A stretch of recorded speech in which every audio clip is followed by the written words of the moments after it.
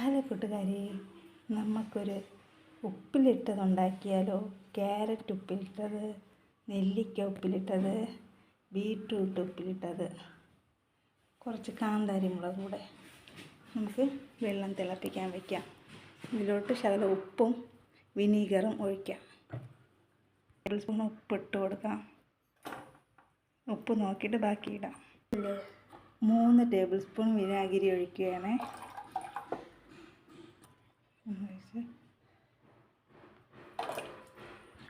അതിലേക്ക് നമുക്ക് കാന്താരി മുളകും കൂടെ ചേർത്ത് കൊടുത്ത് തണുപ്പിച്ച് വെച്ചിട്ട് നമുക്ക് ഇതിലോട്ട് മാറ്റാം.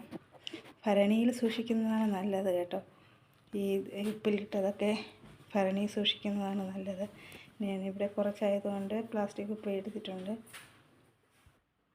ഹലോ കൂട്ടുകാരെ, അങ്ങനെ നമ്മുടെ ഉപ്പിലിട്ടത് അങ്ങനെ റെഡി ആയിട്ടുണ്ട്. 2 ദിവസം പിടിക്കും ഉപ്പ് പിടിക്കാൻ. അങ്ങനെ ഇതായിട്ട് നമുക്ക് കുപ്പിയിലോട്ട് അടച്ച് വയ്ക്കാം. എടുക്കുമ്പോൾ ഒരു ഈർപ്പമില്ലാത്ത സ്പൂണ് വേണം എടുക്കാൻ. അടച്ച് വെച്ചിട്ട് നമുക്കൊന്ന് കഴിച്ച് നോക്കാം. ഉപ്പ് പിടിച്ചാവുന്നു. ക്യാരറ്റ് ഞാൻ എടുത്തിട്ടുണ്ട്. അത്ര ഉപ്പ് പിടിച്ചിട്ടില്ല. നാളെ ആകുമ്പോൾ നല്ല പിടിക്കും. നെല്ലിക്ക എടുത്തിട്ടുണ്ട്. ബീട്രൂട്ട് എടുത്തിട്ടുണ്ട്.